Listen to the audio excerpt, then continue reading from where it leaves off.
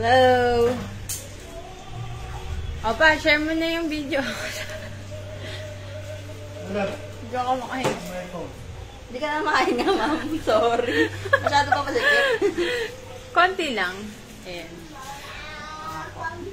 Ayan. Hello, magandang gabi. Kung sino man ang nandyan. Nakasama po natin si Sab ng Fatima Home Service. Nag-post siya tungkol sa libreng kalbo. Ayan. At ang It's mga... my pleasure. Ayan. Mga mag-donate niya na... Ayan. Ang mga buhok mula dun sa mga nagpakalbo ay i-donate niya dun sa call for hair donation para sa oil spill sa Bataan. Ayan, meron tayong isang viewer. Magandang gabi po. Ayan. So, eto yung buhok ko. Maikli lang. Kakapagupit ko lang. And then, nakita niyo naman, sira na talaga yung hair ko. Parang 1 taon na akong nagbi-bleach ng regularly. So, it's a good chance para magpakalbo. A good reason para magpakalbo. Magre-refresh yung hair ko. Wala sa roots. Ayan.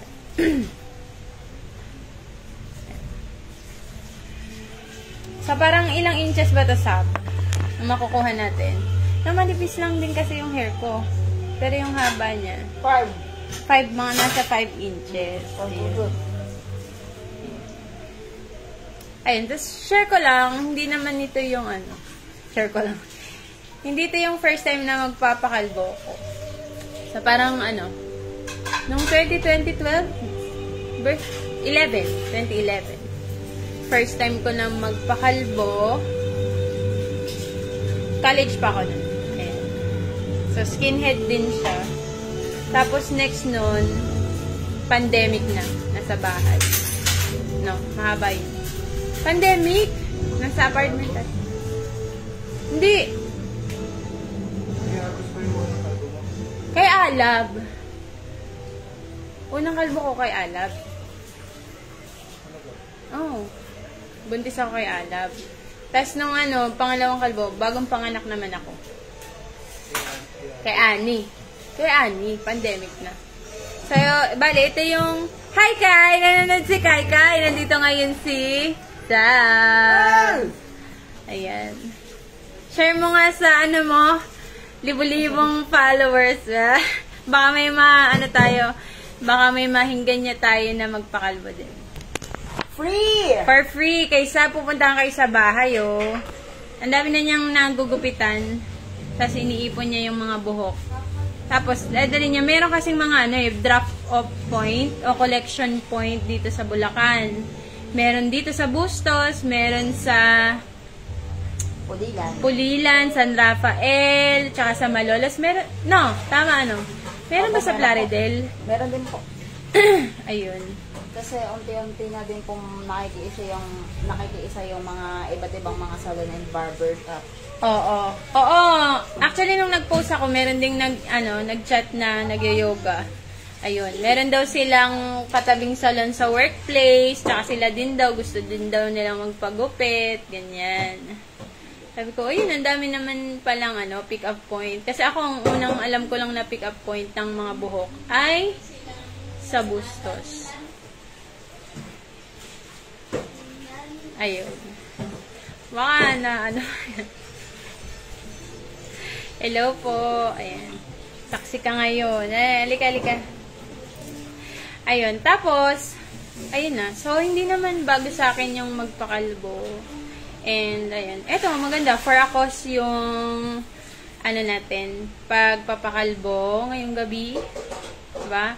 Alam natin na may patutunguhan. Although, diba? Dapat na, alam mo yun, yung kumpanya na, nagmamayari nung tumapon na langis, dapat, pananagutan nila maglinis nun. Yun. And then, hindi lang paglilinis ng mga natapon na langis. Dapat, sagot din nila yung restoration ng napinsalang ecology, ng ecosystem, dun sa natapon nilang langis. Ganyan. So, dapat hindi yun isa walang bahala o isang tabi yung pananagutan ng kumpanya dun sa pinsalang idinulot nila sa ating sa kalikasan natin, sa ating karagatan. At then, ayun, bilang sibilyan o bilang mamamayan, diba, alam natin na kung meron tayong matutulong, diba, why not? Kahit na ito, kakarampot lang yung hair natin. Kasi nga, kakapaputol ko lang din talaga. Ayun, salamat. Kakapaputol ko lang din talaga ng hair ko. Ayan na, magsisimula na siya. Sagad natin. Okay lang. Zero muna tayo. Kasi mabilis naman tumubo yung hair. Ayan, sa experience ko. Ngayon lang makinis, bukas. One muna po ito yung pinakauna Bakit? Zero muna agad para todo na. Nag-hesitate pa si Sam. Ayan na. Ano, tingin mo? Mahihirapan ka kung yan agad. Kailangan one muna. Tsaka na lang natin ginisin. Ayan. Hello po sa nanonood. Ayun. Woo! Magkakinabahan. Woo! May nga napahinga ng ganon. Ay. Teka lang yung ano ko pala. May balabal pa naman pala akong ganito. Nagsuot pa ka ng BRA. BRA.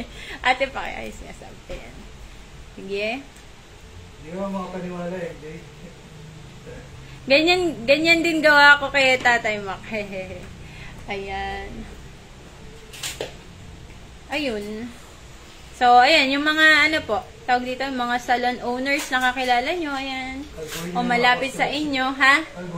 Hindi naman natin kailangang magkalbo. Kumaga, i-save natin yung mga pinagputulan. Meron ako nakita at least 4 inches na ibabawas sa hair mo.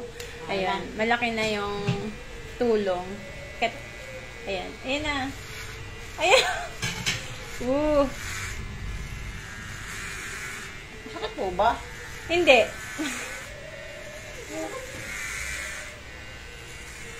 Yan, pinusod namin kasi para hindi makalat.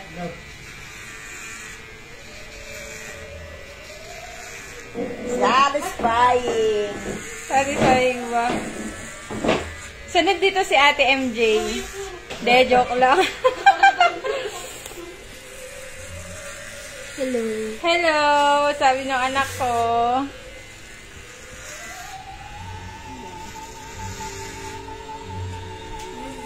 Go, Sam.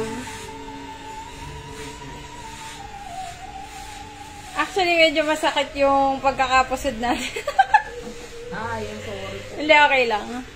Sanay tayo sa sakit. Ay, sanay tayo sa sakit. Ayan.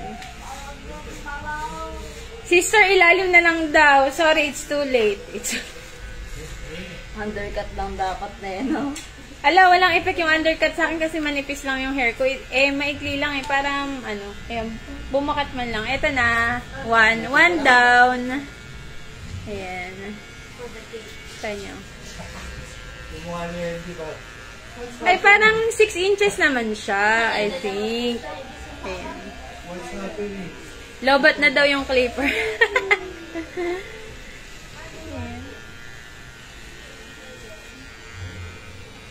I love the background music. Narinig ko. Oh, classic. Ayan. So, ano pa ba? Habang nanonood kayo ng pagkakalbo sa akin, paano ba?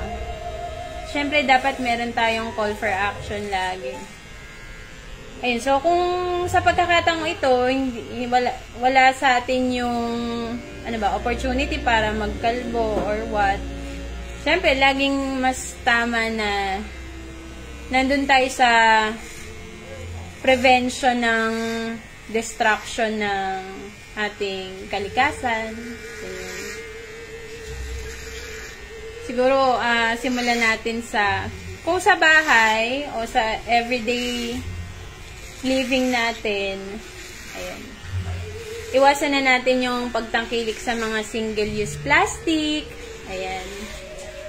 Diba?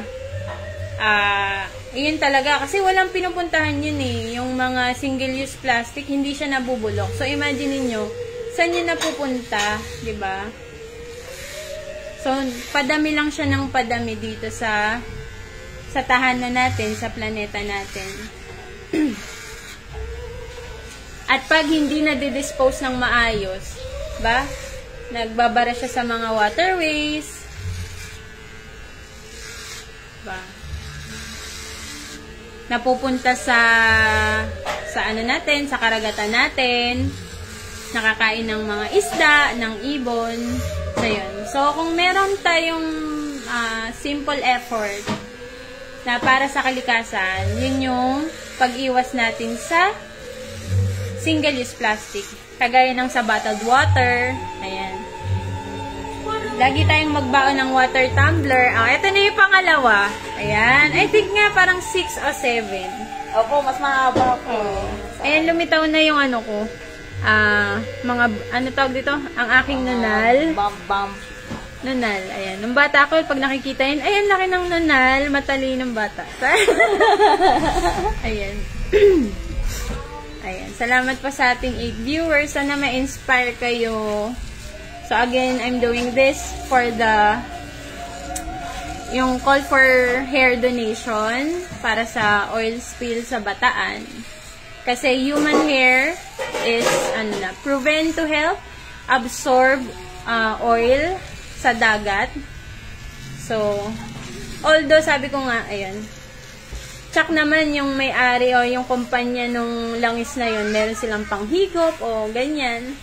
Pero, diba, whenever we have the chance to participate in a social movement, call for action, let's grab it.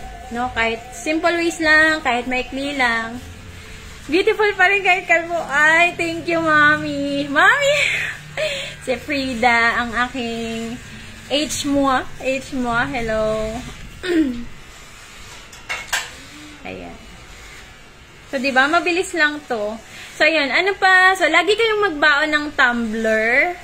Ayan.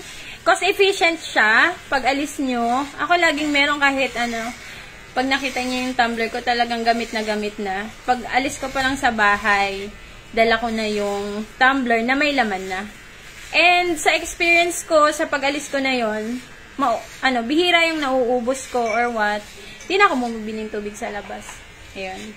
So, yung bottled plastic bottle, ayan, nakabawas tayo. Oh, eto yung isa pa. Ayun. So, yun.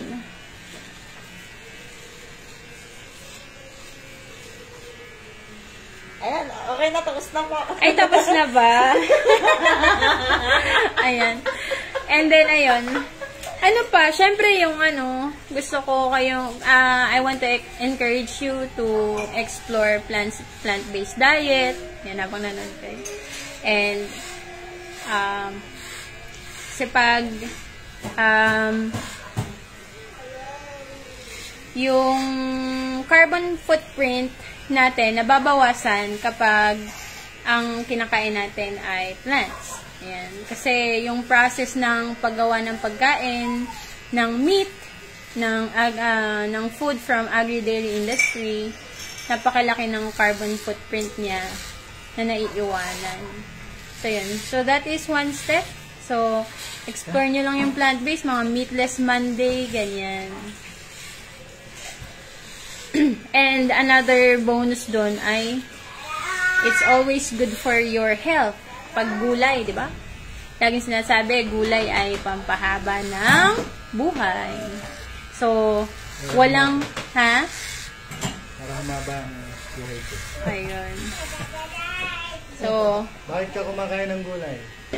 ay, oo, Para yung humaba bata. yung gulay, yung buhay ko. Yung bata dun sa The moment of truth. Ayan na, ang huling strand. Next. Ang ganda. Yes! Ayan na. So, ito na yung last strand ng hair. Ayan. Diba, ang nipis lang ng hair ko, napakanipis lang. Yan na siya lahat. Oh. Another perks ng kalbo ko ay less maintenance. Less intindihin kapag nag-yoga class ako. Ayan. magsa-session ako ng yoga. Okay, finishing. Finishing na. Ayan, nakita niyo naman. Ganda. Right, Sinon, ikaw ba yan? Ay! Dumaan nga bigla sa feed ko, promise.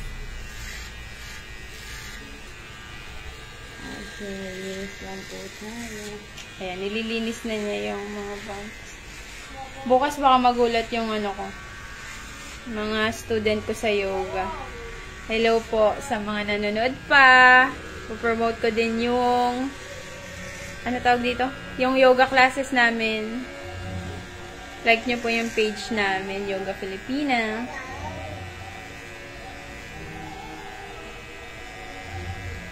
O diba? Kahit ganyan yung hair, laban na laban yung filler. Brow up bustos.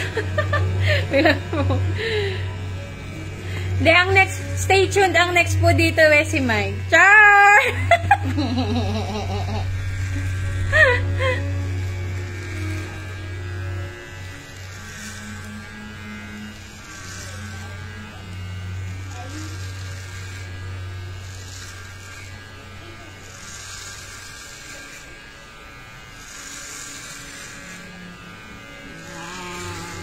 Ano pong feeling na, umaano? Hindi naman po ba masakit? O, Hindi naman. Ano, nagbabibrate. Ayan. Ayun, feeling ko ang ganda ng shape ng hair ko. Salamat po sa nanay ko. Ang shape pala ng head ko. Ayan. Hindi niya ako na-maintain niya. Na-maintain niya yung, tsaka na-maintain niya yung bilog ng hair ko. Salamat po kay nanay. Sige lang. Ayan, hello po sa aming 4 viewers.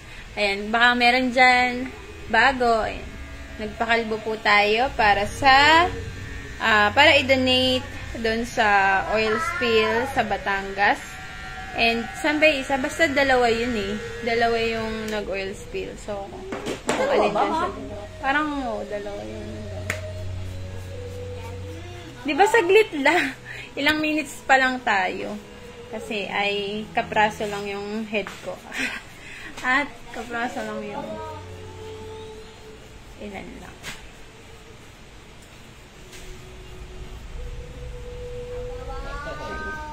Saglit lang yan, tutubo na yun din agad. Unless, i-maintain ko na ang balang kristal. Sure. Bueno, kayo dito sa bago kong Oh, you know. Ito nga pala, like niya pala yung page ni Sab, Fatima Home Service. Ang dami niya services na kayang i-offer. And ngayon nga, yung for a cost niya ay yung libreng kalbo. Then, iipunin niya yung mga hair at i-drop off niya dun para sa call for hair donation.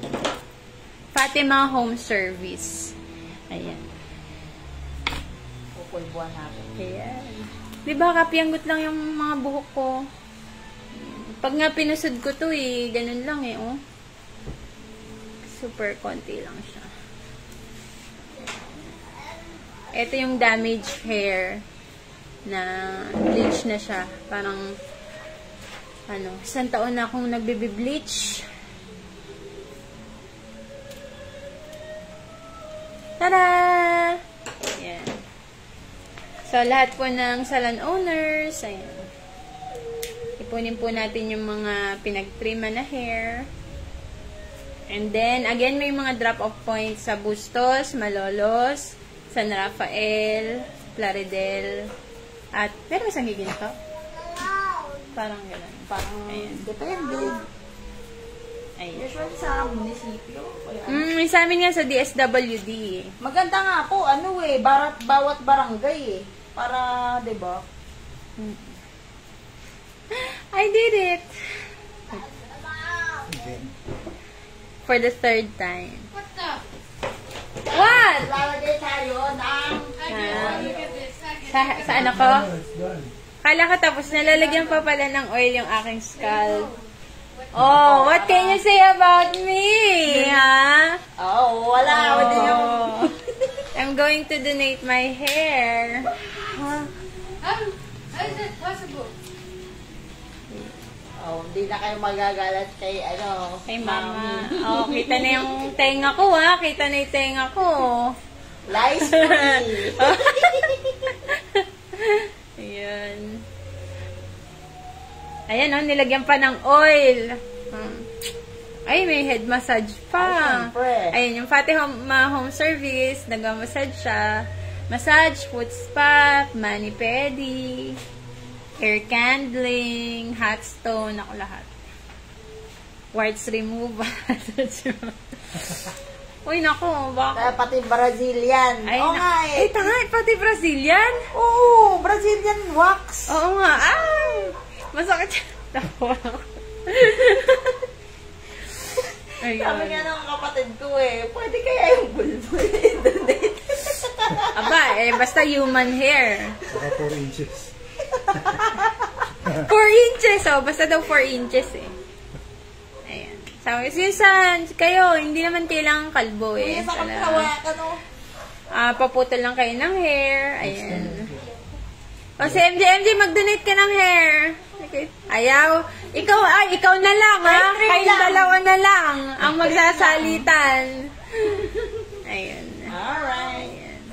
Ayun. So, ako na yun. Si May kasi dreadlocks, ha?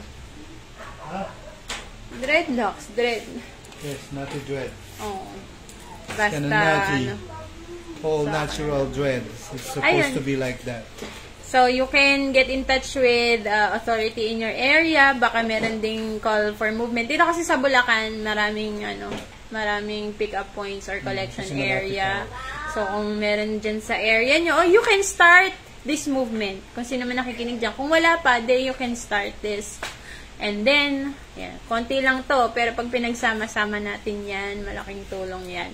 Pero, so kahit kumikilos tayo bilang civilian o bilang bahagi ng lipunan, kailangan nandun pa rin yung call for action dun sa kumpanya na may-ari ng langis.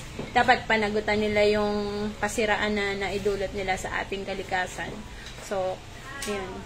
Restoration, hindi lang pagdilinis ng natapon, kailangan sagot din nila yung restoration ng pagkasira ng dagat, ng ecosystem. 'Di ba? Kasi yung mga kumakain, kung may kumakain ng isda sa inyo, 'di ba?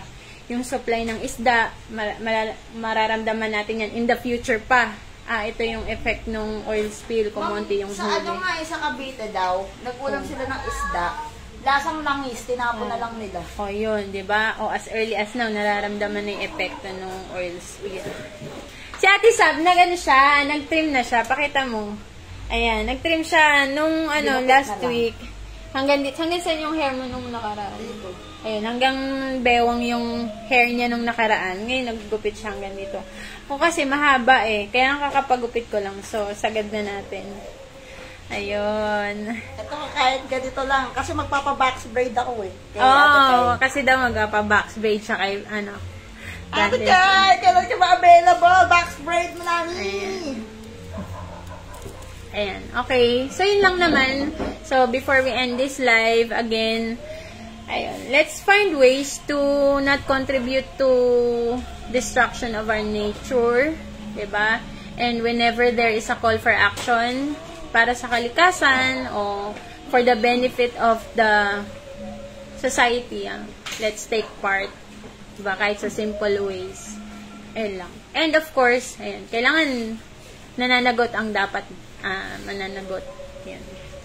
Salamat. Magandang gabi sa lahat. Kuntiang Diwang.